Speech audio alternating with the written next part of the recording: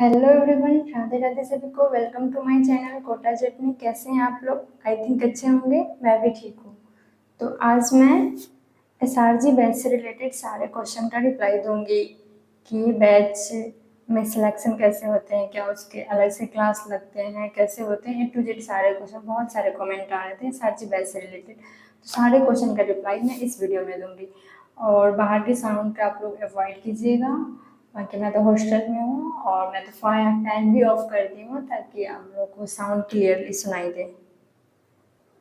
तो सबसे पहले SRG batch special ranker group होते हैं।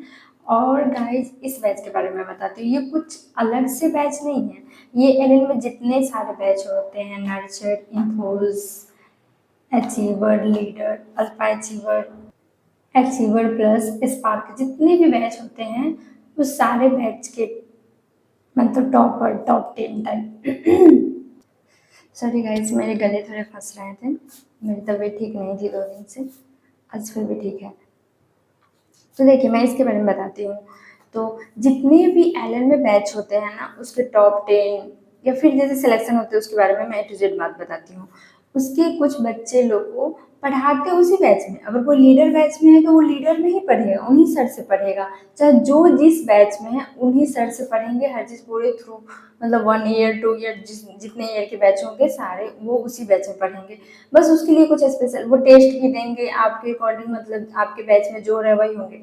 बट उनके लिए थोड़ा कुछ और भी, क्योंकि वो थोड़े एक्स्ट्रा नहीं रखा उनको कि और मतलब चाहिए। बट जितना सिलेक्शन के लिए चाहिए, चाहे जितना बोलते हैं ना कि सर लोग जितना पढ़ाना चाहिए उतना हर बच्चे को पढ़ाते हैं। ऐसा नहीं कि भाई एसआरजी है तो बस उसको ध्यान दे रहे हैं, किसी और को नहीं।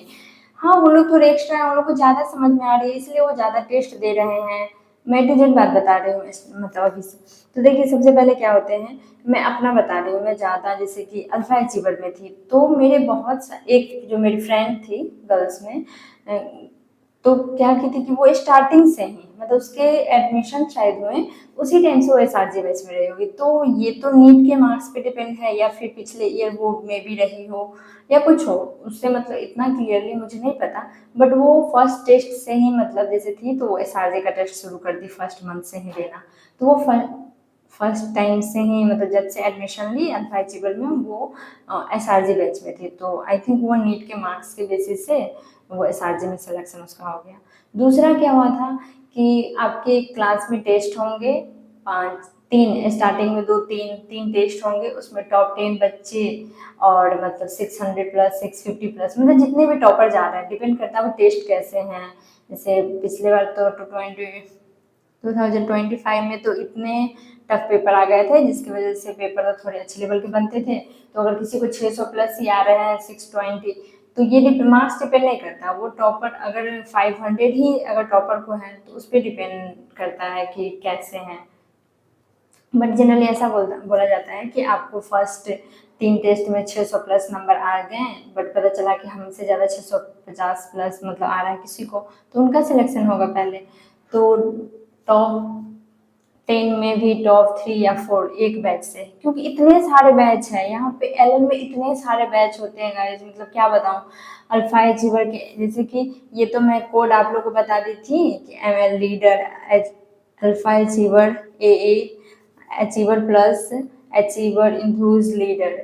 ये एम से तो सारे मेडिकल होते हैं। उसके बाद वाले जैसे एल से leader, achiever, alpha achiever, spark. Spark तो अलग से होते हैं एक बैच जो 3 मंथ के लिए आते हैं क्रैश कोर्स करने। उसके बाद अचीवर प्लस। तो इन सारे बैच में बच्चों को सिलेक्शन होता है। तो इन लोगों का क्या होता है कि बहुत सारे लोग का 3 टेस्ट में स्टार्टिंग का हो उसमें सेलेक्ट हो जाते हैं, उनके लिए एक नोटिस आते हैं, फिर वो मिल जाते हैं, सर से मिलते हैं, फिर वो एसआरजी बैच में सेलेक्ट होते हैं। बहुत का दिवाली के बाद की स्टार्टिंग 2 3 में भी नहीं भी अच्छा आया, फिर उसके बाद अच्छा कर रहे हैं तो उसके बाद सिलेक्शन होता है। और हाँ, अगर आप फर्स्ट 2 3 टेस्ट में अच्छा किए बट बाद में आपका स्कोर डाउनफॉल होने लगे, अच्छे नहीं, किसी रीजन से पूछते हैं रीजन, ऐसा नहीं कि कुछ भी आपको पूछेंगे कि आप ऐसे क्यों हो रहे हैं, आपको गाइड करेंगे सर लोग। और ऐसा नहीं है कि ये एसआरजी बैच के लिए, आप तो नॉर्मल बच्चे भी हैं वहाँ पे, वो भी सर लोग से इतने, जैसे हम लोग जो सर पढ़ाते हैं ना वही कोई उनके मेंटर रहते हैं और वो सर क्लास में आके पूछते हैं, आप उनसे बात कर सकते हैं। मगर एक चीज आप देखिएगा लाइफ में क्या होगा कि जो चीज आपको इजिली अवेलेबल होंगे ना उसका हम लोग वैल्यू नहीं करते हैं, बोलते अरे वो तो ऐसे ही है, ठीक है। बट वही थोड़े किसी और को मिल जाए, तुमको किसी और को थ्रू मिलना हो तो लगता है अरे वो मिल जाता तो मैं ये कर लेती, मैं ये कर लेता, बट ऐसा नहीं है। वही सर बैठे रहेंगे, बोलेंगे कि बच्चे आप मेरे से मिलिए, कोई बात हो तो कीजिए, तो नहीं। बट वही एसआरजी के मेंटर हो जाते हैं तो लगता है वाह ये सर कितने हैं, उसको कितना अच्छा फैसिलिटी मिला। बट ऐसा कुछ नहीं है, आपको भी उतना चीज मिल रहा है, आप भी उन सर से मिल सकते हैं। आप भी एसआरजी वाले कि जाके सर से डाउट पूछ सकते हैं, उनसे मिल सकते हैं, अपनी बात शेयर कर सकते हैं, सब कुछ कर सकते हैं जितना मुझे मतलब अल्फा अचीवर से रिलेटेड मैं बता रही हूँ। तो देखिए ये क्या होता है कि 21 डेज पे तो नॉर्मल जिस बैच का है सबका टेस्ट होता है, बट बीच में जो 2 संडे बच गए हैं उसमें क्या होगा कि जैसे बैक यूनिट आ रहा है फिजिक्स के, केमिस्ट्री के, बायो के, तो वो हम लोग के जो जनरल बच्चे हैं जिसका एसआरजी बैच में सिलेक्शन नहीं हुआ उनका भी टेस्ट होता है। एक फन टेस्ट नाम से आता है, पहले वन टेस्ट आते थे, अब फन टेस्ट आते हैं।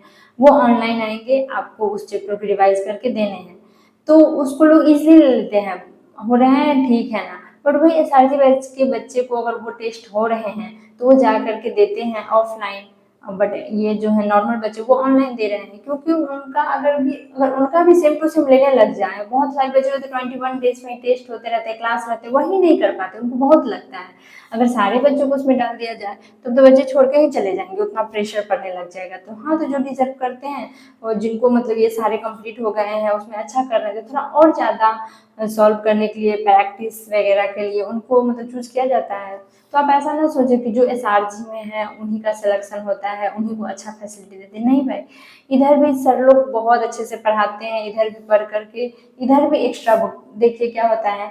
उसके बाद क्या होता है, इन लोगों का सिलेक्शन होता है, ये साथ में आपके बैच में पढ़ेंगे, बट इनके लिए मतलब लाइब्रेरी प्रोवाइड की जाती है, कुछ मेंटर दिए जाएंगे, उसके बाद कुछ एक्स्ट्रा बुकलेट वगैरह सॉल्व करने के लिए थोड़ा एडवांस लेवल का, उसके बाद फिर टेस्ट एक्स्ट्रा होते हैं, यही चीज होते हैं।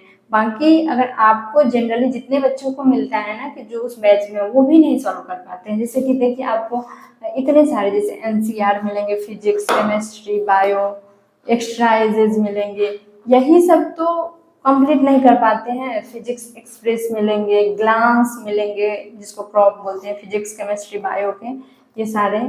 उसके बाद ये तो एनसीईआर है, ये तो 10 ईयर पीवाईक्यू है। और भी इसके अलावा बहुत सारे रेस वगैरह मिलते हैं कि आप मतलब आपको इधर भी प्रैक्टिस करनी है, बाकी एनसीईआरटी सॉल्व करने होते हैं, तो इधर भी आपको ऐसा नहीं है कि नहीं कुछ मिलते। बहुत सारे बच्चे ये सब सॉल्व कर लिए रहते हैं, जैसे 1-2 ईयर वाले हुए, बाई चांस, ऐसा भी नहीं है कि जो 1 ईयर वाले भी हो सकते हैं, जो लोग सब सॉल्व कर लिए हैं ये सब ज़्यादा नहीं, तो उनके लिए वो सही है। बाकी सेम पढ़ाई होता है, कुछ कुछ एक्स्ट्रा ये बुकलेट वगैरह मिलते हैं, उनके अलग से टेस्ट होते हैं, मेंटर मिलते हैं, और वो मेंटर आपको भी पढ़ाते रहेंगे, आपके बैच के ही रहेंगे।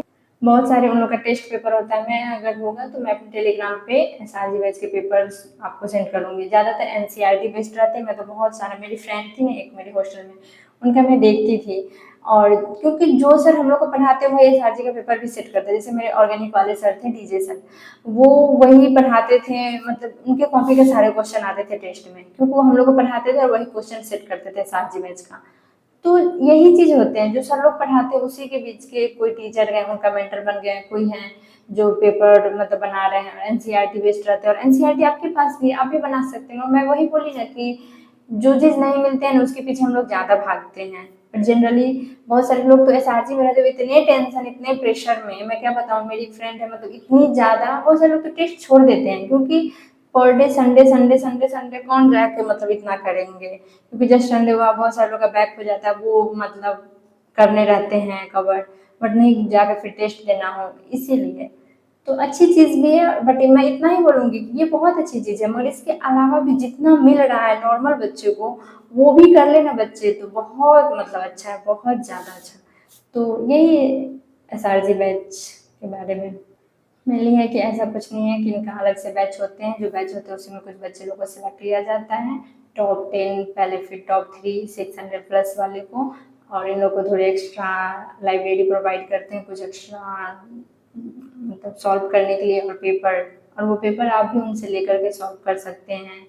यही हो गए हैं, और ज़्यादा कुछ एक्स्ट्रा नहीं है, इसलिए आप लोग परेशान नहीं होइए, अपने वे पढ़ाई पे ध्यान दीजिएगा और पढ़ाई कीजिएगा। और ऐसा भी नहीं है कि हाँ जो एसआरजी बैच में है ना उनका ही सिलेक्शन होगा अदर बच्चे का, भाई नहीं।